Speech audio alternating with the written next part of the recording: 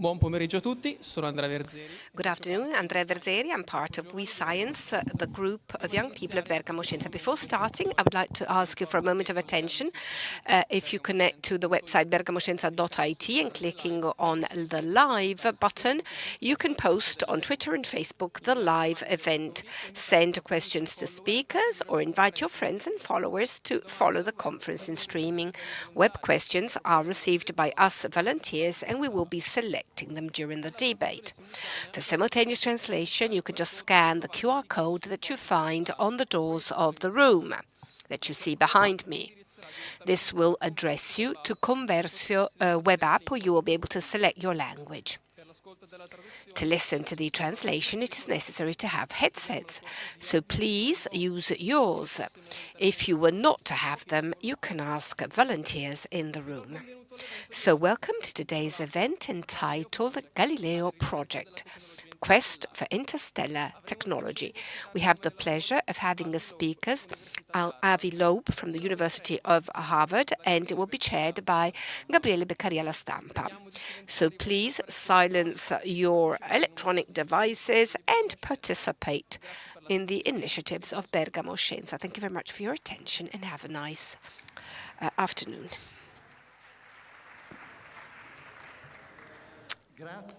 Thank you very much, and good evening to you all, and welcome in particular to Professor Loeb. I think that many of you know him already, or certainly you must have heard about him. There are many, many scientists who in this moment are looking for traces of extraterrestrial life. If you think on Mars, for instance, or even on the moons, on Jupiter's or Saturn's moons. But Loeb is a very special scientist indeed, because in reality, and this is the reason why he has become an international star, he looks for traces of intelligent life. So in a way, he's looking for those aliens who for time have been populating our imagination. Who doesn't dream of meeting one day an alien? And we all have. If you have read his last book, you must have seen that Professor Loeb really enjoys provoking students with a mental experiment and tells them, if you were to really meet aliens who land on Earth, and they were to put forward, okay, come with us to our planet, but without a return ticket, only going there, what would you do? And it is surprising, the answers are quite surprising, because many of them say, yes, I would go, provided that despite distances, there is a way to somehow or other, at least from time to time, communicate with the Earth. And so to be able to send a message on Facebook, one on Instagram, and maybe of having a short video on TikTok. So this is the proof that individual experience is not enough. We need to share it with other terrestrials, let's say, as though it were a show. Now, tonight, we have the opportunity of hearing from Professor Loeb, and we shall be hearing about the results of his last research. You know that he has become very famous in October of 5 years ago, starting from then, when that strange object called, I can't remember, I'm pronouncing it badly, Oumuamua. It's a Hawaiian name that means explorer, more or less. According to Professor Loeb, probably this could be an alien artifact. Then his studies continued. He will be talking to us about them with another object which this time has fallen down in the Pacific Ocean. And this object, too, is extremely mysterious and also very promising. Talking to him, he promised that tonight he will be giving us a little scoop as well. So we're all ears, and we can't wait to hear what he's about to tell us. I'd like to conclude by saying that if you have read his book, you must have realized that Professor Loeb is a very, very unique scientist, a very open-minded scientist. And he is a scientist who oftentimes likes to mention Galileo. He says Galileo has taught us that when faced with any challenge of knowledge, we need to look for evidence. And Professor Loeb is the example of the scientist who is not afraid of asking himself questions, even if these questions may be embarrassing, such as the ones that we have mentioned about UFOs, because he is convinced that in the end, it's always science that triumphs, thanks to collecting evidence and proofs and data. So tonight we will have an example of his scientific method. His presentation will be lasting for approximately 45 minutes, and then we will still have some time for your questions, people in the audience here and also for those connected. So I think that we will have an extremely interesting afternoon and evening. So a round of applause for Professor Loeb.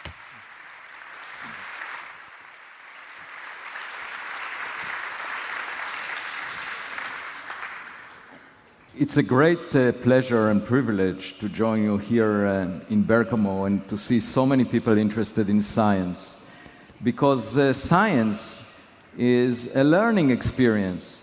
It's the way by which nature educates us about what it's really like. We tend to think that we are very important. We are at the center of the universe. And Galileo Galilei looked through his telescope and realized, no, the moons of Jupiter move around Jupiter, not around us. And he was put in house arrest. Today, he would have been cancelled on social media. And the lesson we learn is we should be humble and look out for the answers through instruments, not listen to popular opinion on social media. It seems like this idea is 4 centuries old, but people are still not paying attention to it. They have very strong opinions, arguing that we are the most intelligent civilization that ever existed since the Big Bang.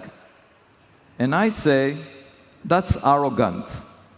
Let's look out and check whether there are any packages in our mailbox that may have arrived from other civilizations. For 70 years, since Enrico Fermi asked, "Where is everybody?" we've been searching for radio signals. But that's just like waiting for a phone call at home. Nobody may be calling when you're waiting. If you look for physical objects, they accumulate over time, just like plastics in the ocean, even if the senders are dead. And so I established the Galileo Project to follow that inspiration. And what you see here is the cover of a new book that I just published a couple of weeks ago in the United States. It would appear in Italian translation by Moderator, hopefully within a year. And a week ago, I performed a play that was written by a playwright named Josh Ravech called a piece of sky about the subject that I'll describe today. And I wanted to mention two excerpts from this play.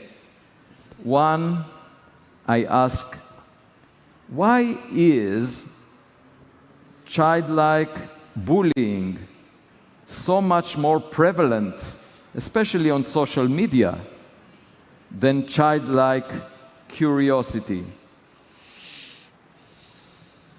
And the second thing that I mentioned in the play is that when I was born, my mother said that at the nursery, all the other children, the infants, were looking at their cribs. But I was looking at the ceiling. I still need to break out of this habit because it gets me into trouble. And my advice to the young people in the audience, never pretend to be the adults in the room. We don't know answers to very fundamental questions despite of the adults pretending that they know the answers.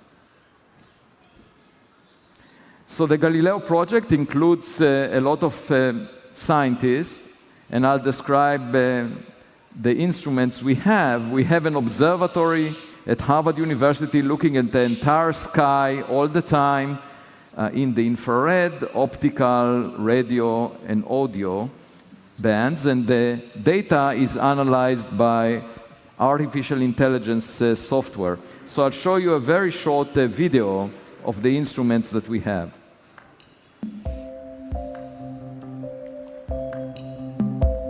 Welcome to an overview of the Galileo Project's development site, codenamed Pigeon Run. Our instrumentation suite consists of both wide-field and narrow-field sensors. Wide-field sensors are used for target selection and tracking, while narrow-field sensors gather higher-resolution data on potentially anomalous objects.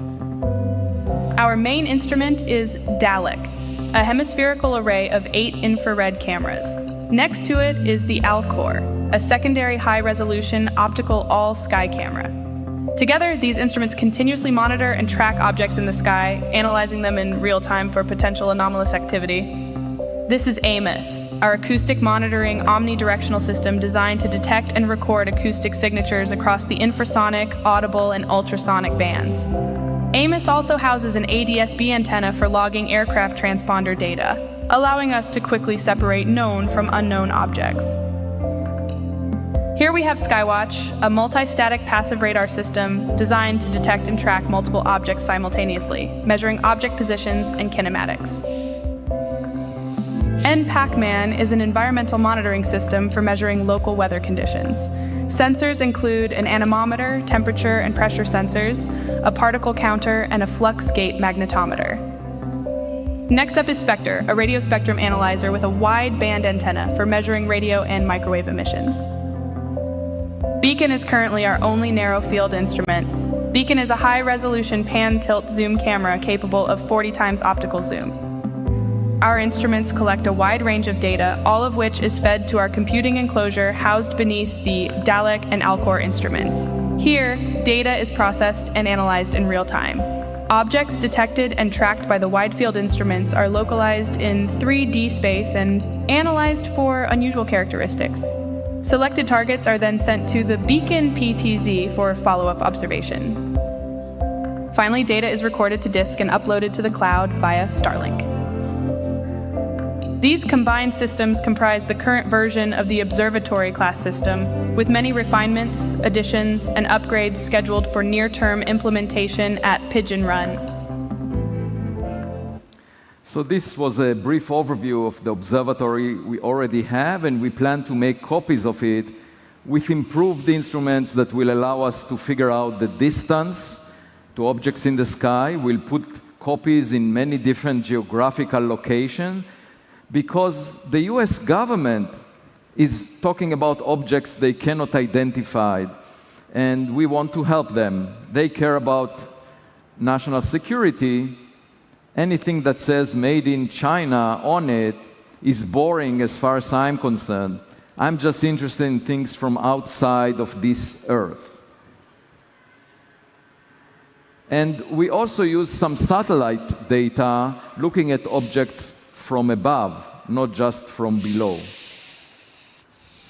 So we have a lot of work ahead of us to make multiple systems operating, and we wrote 8 scientific papers already over the past 2 years.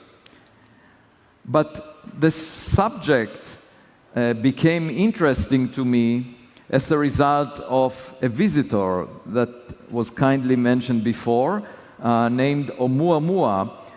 It was an object the size of a football field that was spotted by a telescope in Hawaii that was searching for near-Earth objects, and realized here is a near-Earth object, but it's actually moving too fast to be bound by gravity to the sun.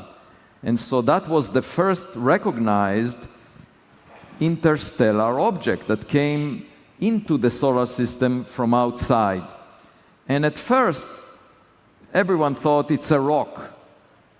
But as we collected more data about Oumuamua, it looked weird.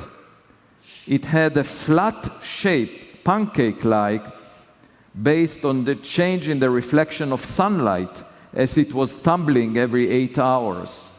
And it was also pushed away from the sun by some mysterious force without showing any evaporation to gas or dust the way comets do. So there was no rocket effect acting on it. And the question is, what was pushing it? And I suggested, well, maybe it's just the reflection of sunlight. And for that, the object had to be very thin. And nature doesn't make thin objects of this size. So I suggested maybe it's a surface layer of a bigger technological object that was torn apart, or something unusual that is not natural in origin. And actually 3 years later, we discovered another object with the same telescope in Hawaii that was pushed by reflecting sunlight, no cometary evaporation. It turned out to be a rocket booster that was launched from Florida by NASA in 1966 in a lunar lander mission. And it was there minding its own business for 57 years until we found it. And this is a technological object because we produced it. It's called 2020 SO. The question is, who produced Oumuamua if it was technological in origin? And then, about a couple of years later, I was interviewed about meteors, and I looked online, and together with my student, we discovered a meteor, an object that collided with Earth and burned up in the atmosphere of Earth. It was spotted in 2014, almost 4 years before Oumuamua, by US government satellites. And it was very unusual in its speed. It was moving so fast that not only it was not bound to the sun, but outside the solar system, it was faster than 95% of the stars relative to the sun. And so, why didn't it disintegrate very quickly? It actually survived all the way to the lower atmosphere, and we calculated that it had material strength tougher than all 272 rocks from the solar system that were cataloged by NASA over the past decade. So that raised an interesting possibility. Maybe it's a Voyager-like meteor. We sent a spacecraft to interstellar space called Voyager. Imagine it colliding with another planet like the Earth. It would have appeared as a meteor in the sky of that planet, of unusual material strength because it's made of stainless steel, and unusual speed because it was propelled.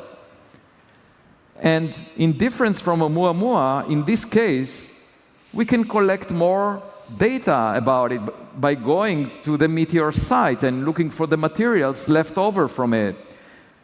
So the explosion was above the Pacific Ocean, and I decided to lead an expedition there. And it was $1.5 million in cost, but soon after I announced the idea of the expedition, I had a Zoom call with a funder who said, "You have the money." And then we rented a ship called Silver Star. And I'll show you some photos from that expedition, which was June 14 to 28 for 2 weeks, 2023, just a few months ago.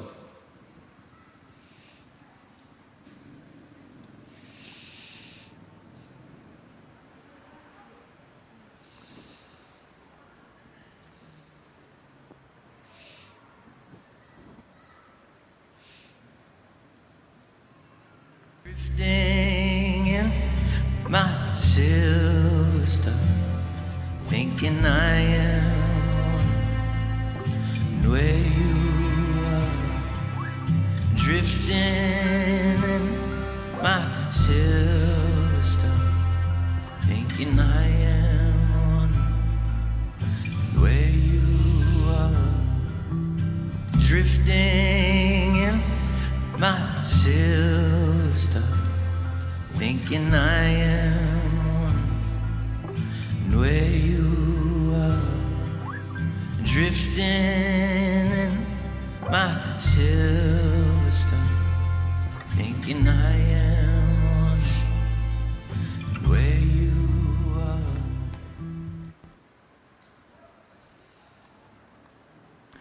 So the story started in 2019 when we recognized this meteor as coming from interstellar space. We wrote a scientific paper, but my colleagues said, "We don't believe the US government. It must have made a mistake. This object was probably moving slower and belongs to the solar system." So 3 years later, the US Space Command wrote an official letter to NASA confirming at the 99.999% that this object was indeed from outside the solar system. The letter is here on the left. And at that point, our scientific paper was accepted for publication, and we could also analyze the explosion, the light that was emitted during the explosion included 3 flares separated by 1/10 of a second. And we calculated that the material strength of this object was tougher than even iron meteorites. So what was it? And to localize the site of the meteor, we used data from a seismometer that recorded the sound wave from the explosion. So just like when you see a lightning, you hear the sound of the thunder sometime later because the speed of sound is slower than the speed of light. So from the time delay, you can figure out the distance, knowing the speed of sound. And that's what we did. We defined the meteor path based on seismometer data from Manus Island in Papua New Guinea, which was located about 85 kilometers away from the explosion over the Pacific Ocean. And this is the ship that we boarded in June this year.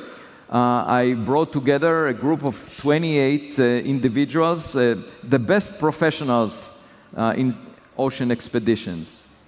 And behind us, you see this giant frame through which we passed a cable connected to a sled that we built, where we put magnets on both sides and put the sled on the ocean floor to collect magnetic particles from the explosion. So basically, we expected small droplets to have melted off the surface of the object when it was exposed to the immense heat from the fireball that it generated when it passed through the air. So we were looking for particles the size of a grain of sand, less than a millimeter, and the ocean depth was 2 kilometers. The regions that we surveyed were 10 kilometers in size. So just think about how to find millimeter-sized particles across such a huge region. And what you see in the middle top and the right side is us bringing up the sled from the ocean after it went across a distance of 10 kilometers in one of the runs. We had 26 runs altogether. What you see in the lower left and lower middle panels is me jogging at sunrise every morning, as I do on land. I did it also on the ship. And we had a filming crew there. There were 50 filmmakers and producers that wanted to be on the ship to document how science is done. I selected one, and the director asked me if they can film me jogging one morning, and he said, "Avi, it looks like you're running. Are you running away from something or towards something?" And I said, "Both. I'm running away from some of my colleagues who have strong opinions without seeking evidence. And I'm running towards a higher intelligence in interstellar space." So here is the sled with the magnets on it in the middle. We would scrape the material from those magnets, dry the material, and then eventually put it under the microscope. After filtering out the black powder, the volcanic ash, which was very abundant on the ocean floor. So let me show you a video of the sled moving on the ocean floor. It's just like mowing the lawn, except now we're at a depth of 2 kilometers, and most of the material is mud, but there is volcanic ash in addition that is magnetic, plus those molten droplets we were hoping to find from the meteor. And we went 26 times back and forth over 2 weeks in this region of the Pacific Ocean, 10 kilometers in size. And we didn't know if we would find anything. I was very worried that we might not find anything. Here is a rock that we collected on the way. So we surveyed this region that the US government identified as the meteor site in red, this box of 10 kilometers in size, and the orange is the expected meteor path. We went also to some background regions far away, and here is what we found. After 6 days, I was very worried. I wrote 43 diary reports during the expedition. You can find them on medium.com. But just put my name, Avi Loeb, medium.com. And after the 6th day, I wrote an essay saying, where are the spherules? These are the molten droplets from the meteor. We were looking for them. We haven't found them. But at that point, we started filtering out the volcanic ash. And here is what we found. Once we saw it on the microscope, I hugged the person who found it. You can easily see it where the arrow is pointing. They look like metallic marbles, very distinct from the sand in the background. And we found 50 of them on the ship. Here are some pictures. My daughter, when she saw these on medium.com, she said, could I please have one of them on a necklace to wear? And I said, sorry, I can't thread them. They are millimeter in size. They are tiny, although they look beautiful. And these babies were delivered to vials. So what you see here is the delivery room. Instead of the babies being in beds, the bed was replaced by a vial for each of those spherules, and we put them in a plastic box. And then I shipped them I didn't want to carry it in my suitcase because they may be lost in customs.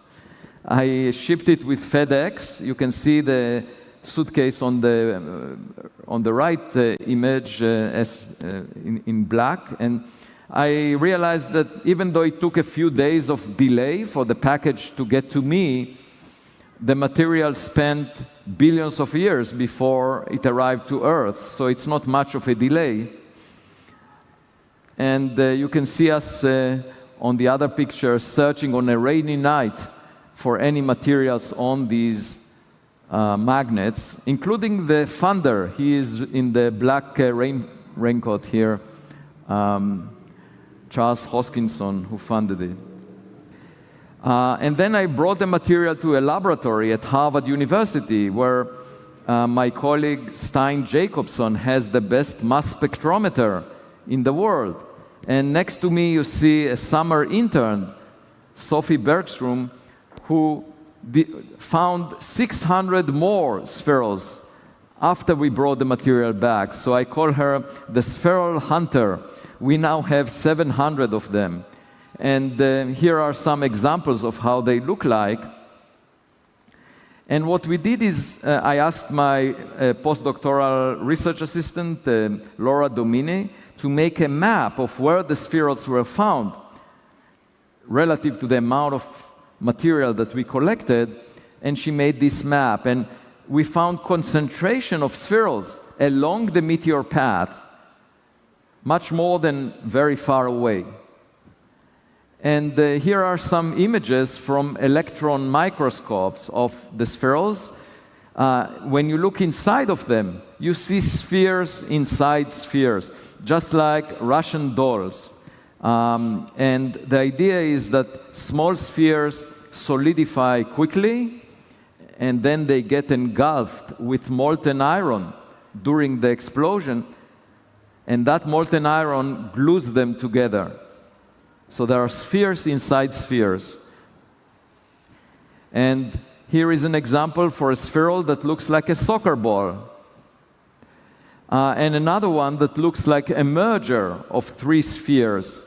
In fact, this merger is very interesting because it was found in one of the high-density regions along the meteor path. So we analyzed it to find what it is made of. Is it made of materials that we find in the solar system? First of all, we looked at isotopes of iron and found that it's very different than what you have on Earth. So it definitely came from outside of this Earth. But then we looked at elements. What you see here is the abundance of elements in the periodic table, starting from lithium on the left and going all the way to uranium on the right-hand side. And the abundance is calibrated relative to the standard of the solar system materials. And what we found is some elements like beryllium, lanthanum, uranium are enhanced by a factor of 300 to 1,000 more than in standard solar system materials. So very likely, these special spherules that we found along the meteor path came from outside the solar system, because this composition is not found on Earth, the Moon, or Mars. And when you plot it differently, you find that elements that are volatile were indeed lost. These are elements that can evaporate during an explosion, the air burst. And indeed, we are missing them. So this connects the spherules that we found to the explosion. And the question is, where did they come from? Where did this material originate? There are 2 possibilities. One, that it's from a natural origin. For example, a planet where the rock on the planet was molten, a magma ocean planet, a lava planet. When the rocks are molten, some elements sink to the center of the planet because they have affinity to iron, and other elements are left behind in the crust of the planet.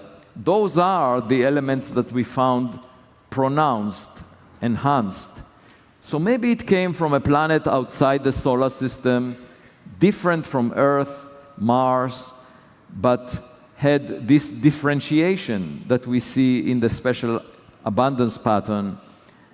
Another possibility is that it was technological in origin, and these elements were selected for a technological purpose. We know that uranium is used as fuel in fission reactors, and lanthanum, molybdenum are used as substrates in semiconductors. So just imagine melting a computer screen, melting a nuclear reactor. You might find some elements to be much more abundant than you find them otherwise.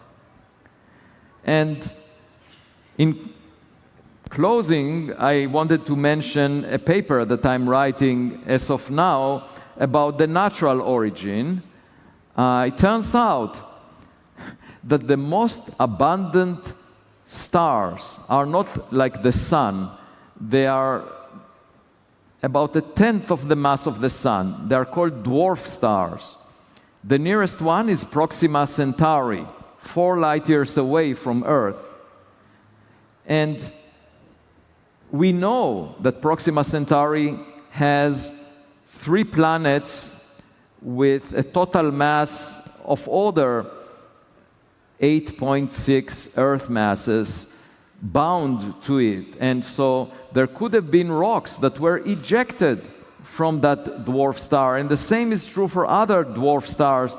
Another nearby dwarf that has 7 planets is TRAPPIST-1, and the total mass there is also of the order of 6 Earth masses. So it's reasonable to imagine that about 10 times the mass of the Earth were ejected from the vicinity of those dwarf stars. And one mechanism for doing that is by kicking a planet like the Earth into an orbit that comes very close to the star. And that is a likely situation in those environments. And then what we found is when you simulate what happens to a rocky planet like the Earth when it comes close to a dwarf star, it will get destroyed by the gravity of the star, because dwarf stars are very dense. They are much denser than the sun. And you will end up ejecting about half of the rock to interstellar space. And then you ask, what is the speed of the rocks that you eject? It matches the speed of this interstellar meteor, 60 kilometers per second. And before the rock gets ejected, the star would melt the rock and potentially produce material with more strength, but also composition that we found in the Pacific Ocean. So altogether, the numbers work out. This is work in preparation. We also calculated the rate of impacts on Earth from such rocks, and it ends up being roughly once per decade for a rock that is 0.5 meter in size. So it looks like this natural origin could account for this meteor, but we don't know for sure. And the idea is that we could find out if we go again to the site of the meteor and look for bigger pieces. We are planning to do that in the coming year with another expedition. Altogether, this expedition demonstrates that taking risks in science is rewarding, because life is sometimes a self-fulfilling prophecy. If you tell yourself that you will not find anything, obviously you never find anything. So the only way to find something is to search. That's what Enrico Fermi didn't do when he asked, "Where is everybody?" A lot of people have opinions. They know the answer. Either we are alone or we have neighbors, but they don't search for evidence. It's hard work. And this particular expedition had a lot of failure points. For example, when we decided to go there, I could have not gotten funded. When we were funded, we could have built machinery that would not work. When we looked for materials, we could have not found anything because the sled would not sit on the ocean floor, a problem that we encountered at the first day. When we found materials, it could have been just volcanic ash, no spherules from the meteor. When we found the spherules from the meteor, we wouldn't know what they're made of unless my colleague at Harvard agreed to dedicate the entire summer with his research team to study the composition. These are like small miracles that had to line up so that we will end up with the results that we did. But it's worth it. I'm a theoretical physicist, and here I led an experimental effort inspired by Galileo. So what you see here is the sunset on the last day in the Pacific Ocean. Next to me is an 85-year-old man who was the navigator, the party chief of this expedition. His name is Art Wright. He didn't speak much, but everything he said was true, and the success of the mission is very much thanks to him. And here we were standing looking at the sunset and planning the next expedition to look for bigger pieces of this meteor. And I just came from another event, a science festival at Reggio Calabria, where my book, Extraterrestrial in English, translated to Italian, received the Cosmos Award. And the question that I thought about as a result of this visit was, can our civilization rise up to win the Cosmos Award? Here I mean an award given by the cosmos for civilizations competing with each other. Can we gain a status within the class of intelligent civilizations out there? And my hope is that finding a package in our backyard, just like finding a tennis ball thrown by a neighbor, will inspire us to do better. Because if they reach us before we reach them, they must be much more advanced. And it's just like the experience of learning from a smarter classmate. When I have two small daughters, and when they were young, they were at home, but then they had a psychological shock when we brought them to the kindergarten, because they thought that they are the smartest in the world, that they are the center of the world. When they got to the kindergarten, they realized there are other kids and some are smarter than they are. So that was an experience that they resisted. They would have preferred to stay at home and maintain the illusion. Like a lot of us, we look down, we don't look up, and we say, where is everybody? You know, it's just like a single person standing at home and saying, I'm alone, I have no partner next to me. But the key is, to find a partner, you need to leave home. You need to go to a dating site. At the very least, you need to look out the window and search. That's what Enrico Fermi didn't do.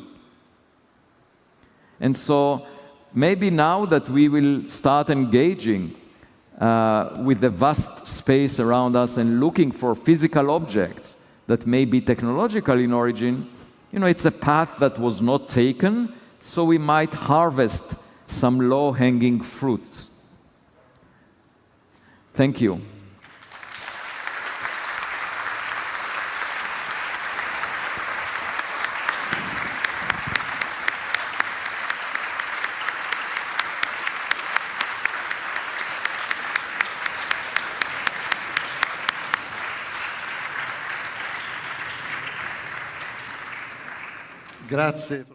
Thank you so much, Professor Loeb. I think this a long round of applause is the best possible proof of the enthusiasm, of the interest that I have seen on your faces during this presentation. This round of applause proves it. We have understood when we talk about UFOs, about aliens, extraterrestrials, there are many different ways to go and look for them, to study them. And Professor Loeb is really allowing us to understand that the scientific method can also be applied to this extreme branch of science and of research. And as we're talking about a topic which is so extraordinary, so engaging, just think about the fact that recently at the American Congress there have been hearings concerning sightings of non-identified objects which are considered non-terrestrial. And so we're talking here about a topic which is bound to engage us more and more. So I imagine that you must have some questions to ask Professor Loeb. And as we wait for some of you to raise your hands, there's a gentleman back there. I can see him. Yes, please. Thank you so much for this extraordinary conference, really. And thank you so much for allowing us to understand the extent to which science today has advanced and continues to make progress, despite all of the difficulties which exist. I'm 80. I'm very ignorant. I'm not cultured. I'm not able to make a specific question, but I would like to make a remark, or rather two remarks, if you allow me. In such a big universe, in such a long period of times, in the light of the knowledge that we have, I think it's impossible to think that forms of life that may be similar to ours, more or less advanced, do not exist in the universe. The second remark, which is very, very simple, if I look, let's say, for instance, at a peach tree, cherry tree, it has a lot of flowers in spring, but only a small part will become fruit. So even salmon, for instance, they lay a lot of eggs, and just a few of these will become salmons.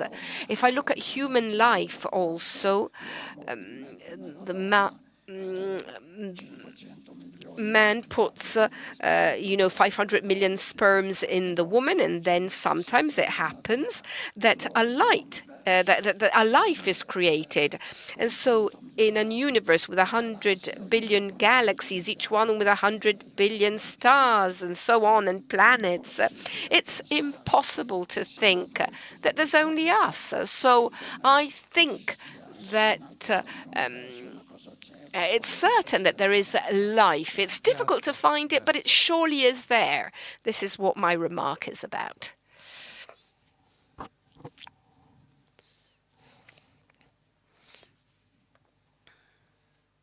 Do you want to comment on this?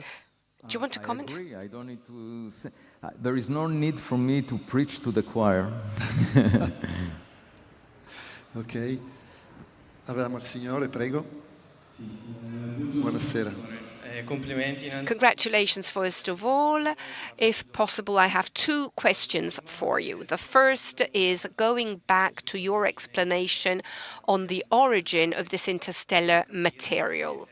I wanted to understand, because our solar system is rich in asteroids, we have Kuiper band, we have others, is it possible that this interstellar material is like a waste material coming from external solar systems? Second question, because these events that we thought were very rare, in the end do not seem that rare. Oumuamua first, then the explosion in the atmosphere was discovered, then these samples found in the ocean, 2017 Oumuamua, and 2019 Comet 21 Boson that was considered as interstellar as well. So NASA or ESA, should they get ready in advance, do you think, in the case of a new external visitor? Because now the technology to go on asteroids and comets and draw sample is there and take them back to the Earth. Shouldn't they get ready in advance at an early stage? To the first question, there is interstellar material raining on Earth all the time in the form of dust particles. So dust penetrates through the solar wind and gets all the way to Earth. We see that. But interstellar objects were not discovered until the last decade. And these are objects, the size of the meteor was half a meter, bigger than a basketball. The size of Oumuamua was a soccer field, a football field. So we know that these objects are visiting us. For example, there should be millions of objects like this meteor right now within the orbit of the Earth around the Sun. But we can't see them because they are just half a meter in size. They don't reflect enough sunlight for our telescopes to pick them up. But you are entirely correct that we should prepare to look for, to search for such objects, especially the big ones. And starting next year, there is a new observatory in Chile called the Rubin Observatory. It's funded by the National Science Foundation. The data will be public, and it has a camera with 3.2 billion pixels, 1,000 times more pixels than your cell phone camera. It will survey the southern sky every 4 days.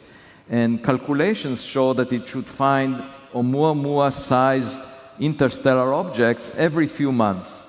So there should be many more. And now we are prepared because we have the Webb telescope, for example, that can look at such an object from a different direction than the telescopes from Earth, because the Webb telescope is 1.5 million kilometers away from Earth. So it's like having two eyes that allow you to gauge the distance. And we could measure also the heat that is emitted by an object, and from that infer its size and temperature and reflectance of sunlight. So we have much better tools now than we had during the time of Oumuamua. But what I realized is a lot of people just prefer not to consider the possibility that we might find a technological object. So in the first place, they focus on rocks from the solar system, and they claim that the government data is wrong, that in fact this meteor that I mentioned is interstellar, should have had a speed smaller by a factor of 3, because then it would be a stone from the solar system moving very slowly. And I call that the stone age of science, where everything in the sky is stones. And if you have that approach, you will never discover anything new. So we should be open-minded. We should search for the rare objects from interstellar space. There are 1 in 1,000, because there are 1,000 times more rocks that belong to the solar system in our vicinity compared to interstellar objects. So the only way to tell for sure is by looking at the speed of the object. If it's faster than the escape speed from the solar system, then it came from outside, it's not bound to the sun. And the composition, that is something we analyzed that looks unusual, never seen before. So it was never seen before because we never knew about interstellar meteors that we could study.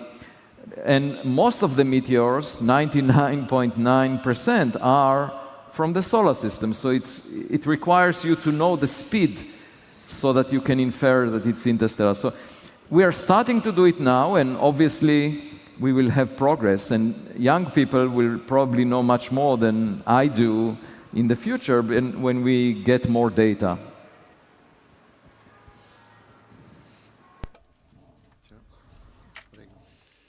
There is a question there. Congratulations on my side for this presentation. Definitely very interesting. I have a question linked to the previous one. As to the observation of interstellar objects, I assume that huge amounts of data is collected, imagery and so on and so forth. What are the models you use in understandable words in order to understand what is or identify the interstellar materials? Are there models that you can use to understand what are the meteors, or are you looking at specific speed, a specific light? In what ways can you identify interstellar objects before going to the ocean and trying to survey the ocean floor? Yeah. So the way to identify an interstellar object is by the speed, because just like when we launch a rocket, it escapes the gravitational pull of the Earth when it moves fast enough. And so there is a speed of near the Earth of around 42 kilometers per second, that if an object moves faster than that relative to the Sun, it means that it can escape the gravitational potential well of the Sun. And so the speed is the way to tell.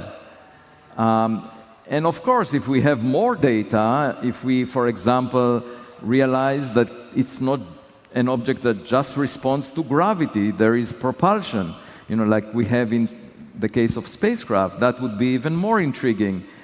So if we measure very precisely the motion of the object, we can tell if it has propulsion or if it's moving faster than necessary to leave the solar system.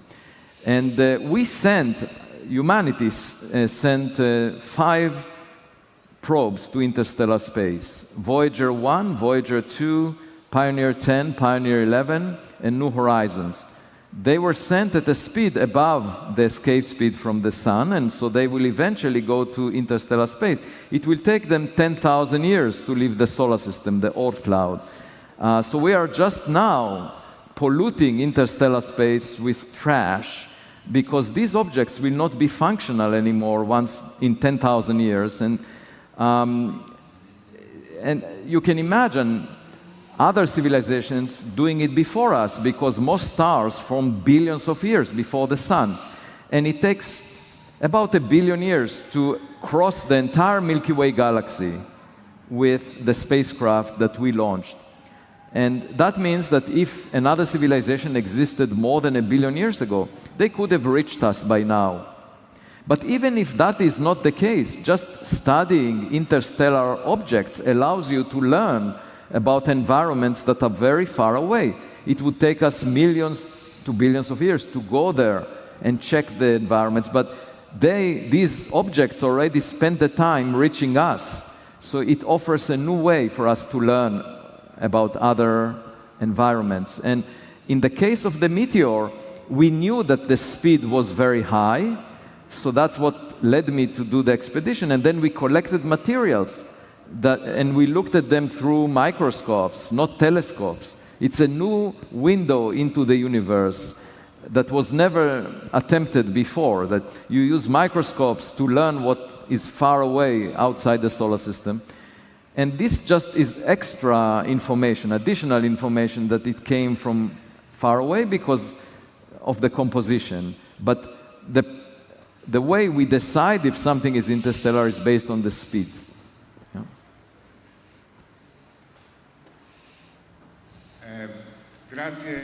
Thank you for this interesting presentation. I have a question. It is a step above what we said until now. Though understanding that unless you seek, you look for something, you won't find it. So you have to question yourself, you have to believe in something, you have to experiment, research.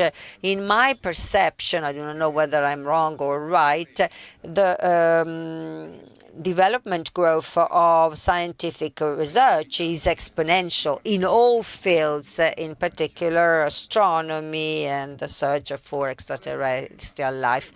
Where does the problem lie?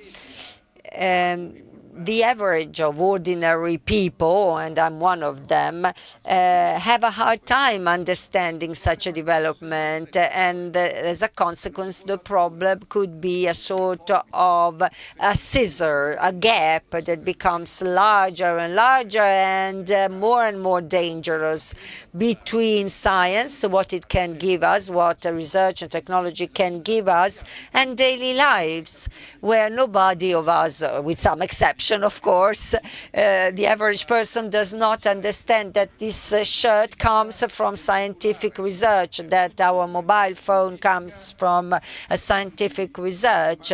Therefore, my final question is, though I fully agree in investing huge amounts of money in scientific research, I'm asking myself, what do you think? Shouldn't we divert a part of this money to communication?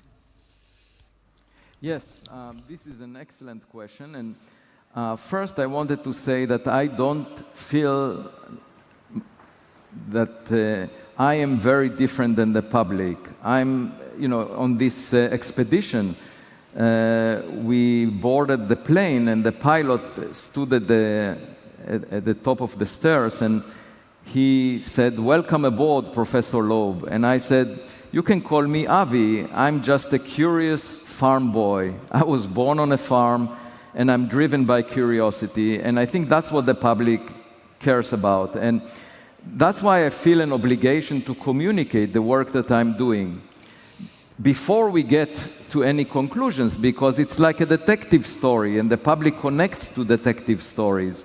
And I agree with you that we need to invest more in communicating science to the public, because most of my colleagues, they don't want to speak about what they are doing or explain it in simple words until they get the final results and have a press conference. But that feels as if they feel intellectually superior to the public, and moreover, it doesn't show how science is done, because science is full of mistakes, going in the wrong direction, but being guided by evidence. And if the public doesn't get the full picture, the public loses confidence. And you see that.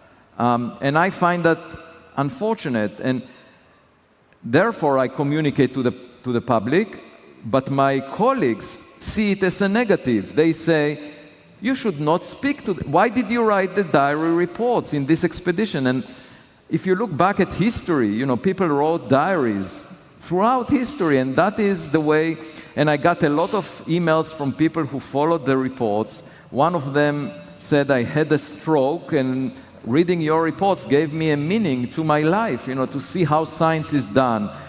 The reports were read by millions of people around the world and translated to Spanish, and from all over the world I hear. And my book, Extraterrestrial, was translated to 26 languages. So I completely agree with you. I think science should attend to the public's interest. This is a subject, for example, that the public cares a lot about. Are we alone? Do we have a neighbor? And therefore, it should be part of the mainstream.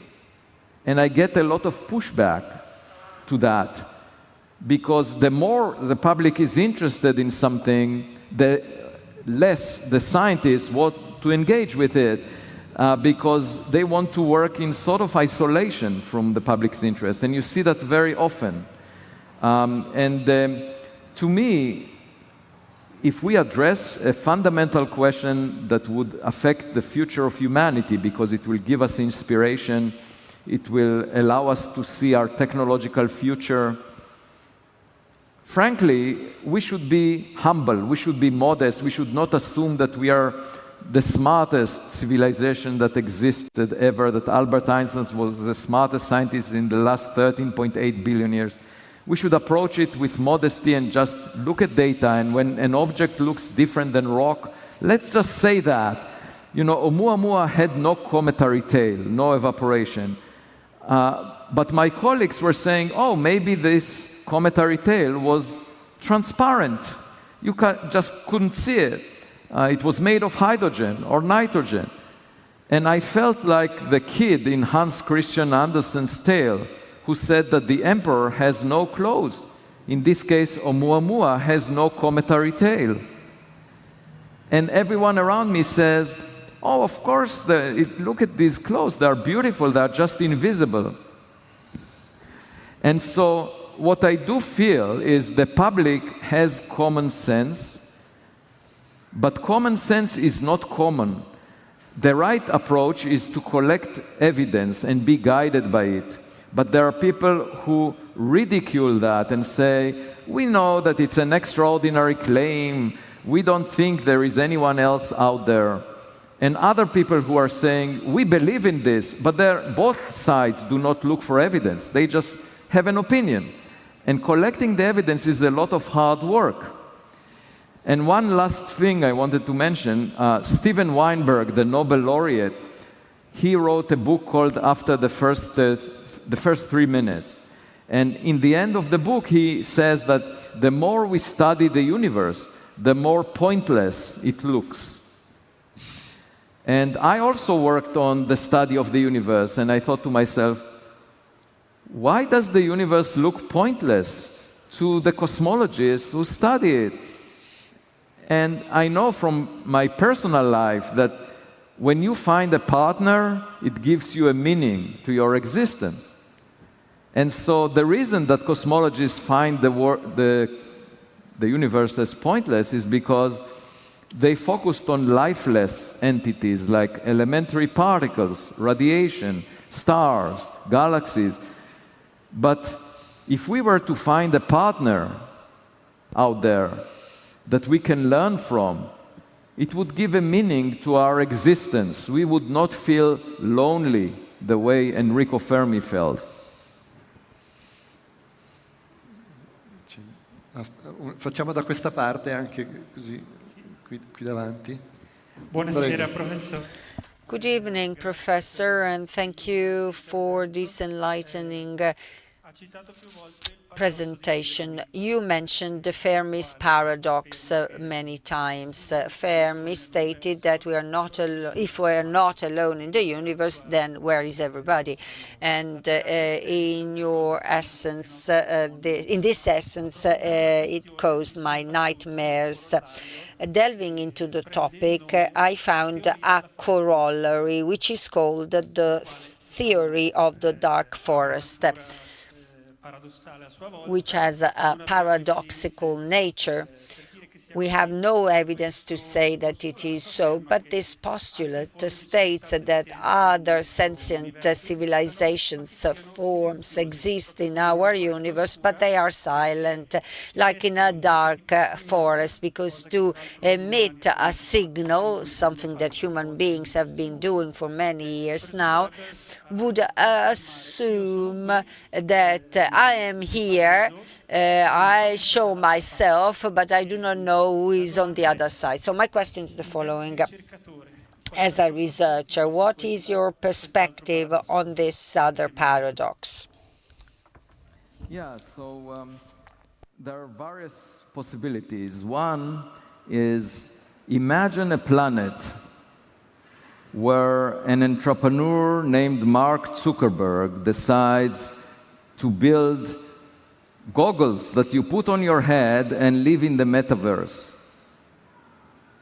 Imagine a planet where a lot of people legalize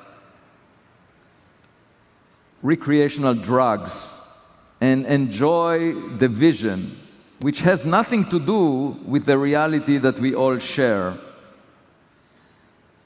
Imagine a planet where people are not ambitious. They just want to live the good life embedded in nature. So there are many possible situations where we will never hear from these planets because they are self-consumed. The other possibility is, of course, that we are now 1 century after quantum mechanics was discovered, 1 century of modern science and technology. We use it in all the gadgets. And if you ask yourself, if you pick a day from your life, where will it be? It will be roughly in the middle of your life. That's the most likely day. It's very unlikely that you will pick the first day or the last day of your life if you pick it at random. So here we are, 100 years. Maybe we have 100 more years, and that's it.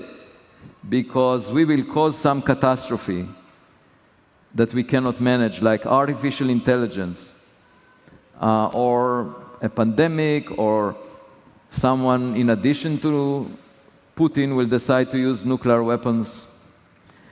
So it's possible that technological civilizations are short-lived. But here is again a way for us to benefit from finding a letter in our mailbox, because they may give us guidance how to survive.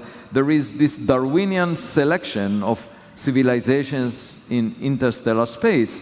Those that survive are the ones that are the fittest. They are able to look forward to longevity, to surviving long time, even beyond the death of their star. You know, the sun will boil off all the oceans on Earth within 1 billion years. So we will have to go somewhere else. And if everything stays here on Earth, it will disappear in a catastrophe. Just like Mars lost its atmosphere and liquid water, and there is no form of life crawling on the surface of Mars right now. So the same will happen to Earth in 1 billion years, 20% of the age of the Earth. And other stars formed billions of years before the sun, so they already went through that. The civilizations were killed.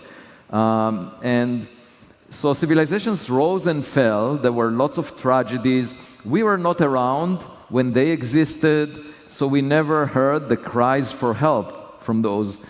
And we keep repeating probably many of the mistakes that were made by other technological civilizations. So maybe getting a letter will help us realize what is the correct strategy for us to survive long, and that's my hope for humanity.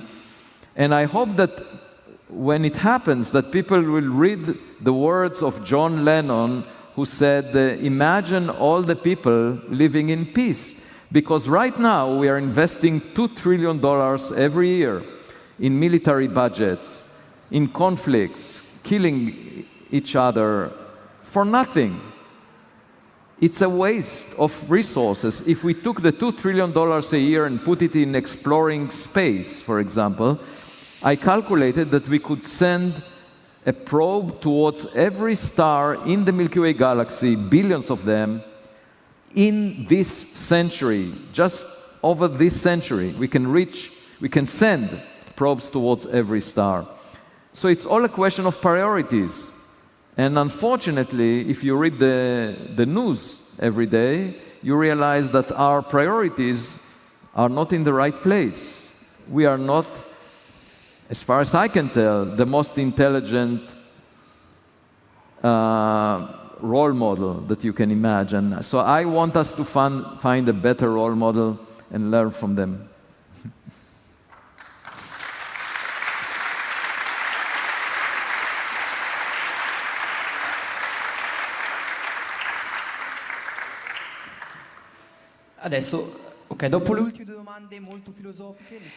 I have another question now. I'm just like a little bit of a caveman, you might think. But your presentation finished by saying that the next expedition will try to understand, let's say, if this was really of natural origin or of artificial origin. But how will you manage to establish this? Unless you find a big piece which is intact and you say, okay, yes, this is certainly something alien, but I think that the original structure has been completely destroyed of this. So how can you establish if it's of natural? Well, yes, thank you. So if we find a big piece and it may have buttons on it, then we know it's technological. So in my class at Harvard, I asked the students, if we find a gadget and it has buttons on it, should I press a button? And half of the class said, "No, please don't do that. It will affect all of us." And the other half said, "Please do. We are really curious to know what will happen if you press a button." So then one of the students said, raised a hand and said, "Well, it looks like the vote is split. What would you actually do, Professor Loeb?" And I said, "Don't worry, I'll bring it to a laboratory and examine it before engaging with it." So this is just an example. If you get a piece of something and it's not human-made, and it doesn't look like a rock, it has screws, bolts, buttons, it may have a label made on exoplanet. Why? You know it's not from here because we never manufactured something like it, especially if it's still functioning. You know, that would be amazing, because then we have to understand what it's doing. And for that, I think we will have to use artificial intelligence, because I don't believe that biological creatures can travel interstellar space, because the journey takes very long, and there are lots of risks from bombardment by cosmic rays and other hazards. So also the distances are so large that if you send the kind of robots or probes that we send to Mars, that's no good, because they are waiting for our guidance. The Perseverance rover on Mars and the Ingenuity helicopter are getting commands from engineers in Pasadena, Jet Propulsion Lab. I call that helicopter parenting. We are parenting a helicopter on Mars. But that's not the way to do business in interstellar space, because it would take, thousands of years for the signal to reach the probe if it's somewhere along the way. So what you want is the probe to have its own brain, and that means artificial intelligence. And that's why I imagine if we find a gadget that is functional from another civilization, it would have AI in it. And for us to understand the intent, the purpose of that gadget, would require us to use our own AI to interpret extraterrestrial AI. And so just like 90 years ago, the Enigma code of the Nazis was broken by Alan Turing using computers, we will try to decode whatever the language or the intent of those probes is using our own AI. And Turing thought about the imitation game, where AI imitates humans. But the way I think about it is that our AI will imitate extraterrestrial AI, because it will be of a higher level. Purtroppo abbiamo tempo per un'ultima domanda. We have time only for one last question, unfortunately. Good evening, Professor. A couple of questions. Secondo lei esiste una seconda identità? Does a second identity in our space exist? With reference to the entanglement, for instance, the PR paradox, do you think that there might be another open space? A second question. This week we had Kip Thorne, that we spoke about the distorted side of the universe, and spoke about the obscure matter. You know obscure matter. Do you think that if we know it better, can we also explain the forms of extraterrestrial life better by knowing this better? Well, these are very interesting questions. Entanglement in quantum mechanics, the way it was formulated, and Einstein first didn't believe it. He said that quantum mechanics doesn't have spooky action at a distance. The point is that if you have a quantum system and you separate the parts of the quantum system very far from each other, what you do to one part affects the other part instantly. But there is no information being relayed in that process. So you will find that what you discovered in one part of the system affected the other part once you get the information from the other part. But when you do the experiment here, you don't know there what happened. And so this cannot be used for communicating faster than light. But there are some people who speculate about that. With respect to dark matter, I think it's really interesting. There are two possibilities. One, that it's a substance different from anything we have seen before, and that's what most of the scientific community believes, that it's just particles that don't interact with light, and that's why we can't see them. In that case, I imagine another civilization being so advanced that they understand what this substance is, and they can use it for rockets, or they can engineer it.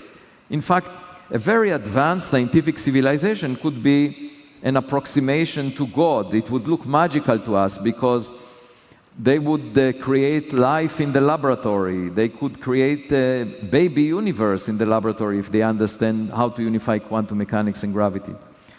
Anyway, one thing they can use is dark matter and engineer it. We don't know what it is, we don't know how to use it.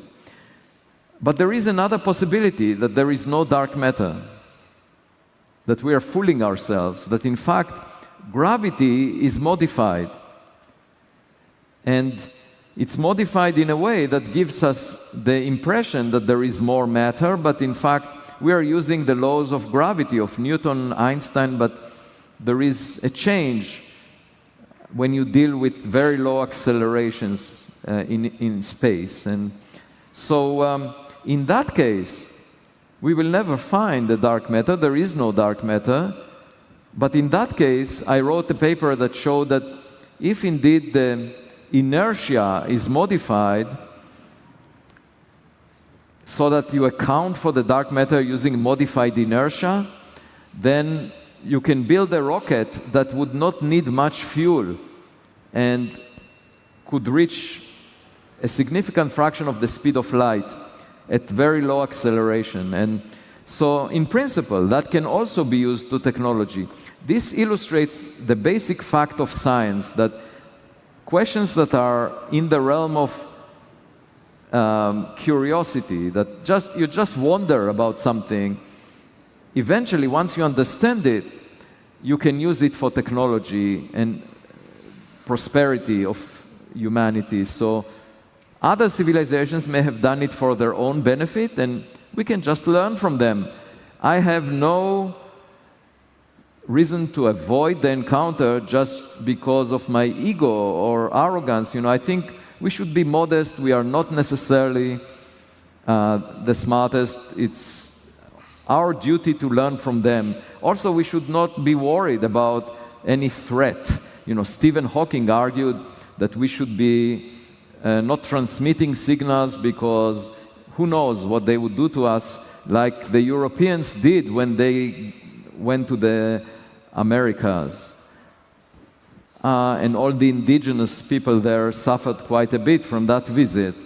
I don't see it that way. I think we have a lot to benefit from an encounter, because anyone that reaches us, our doorstep, is far more advanced than we are, because we never reached their doorstep as of yet. Professor Avi Loeb, questa sera lei ci ha ricordato... Professor, you reminded us that we shouldn't pretend to be adults in a room.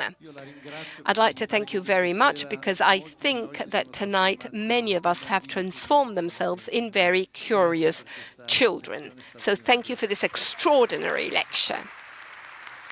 Thank you.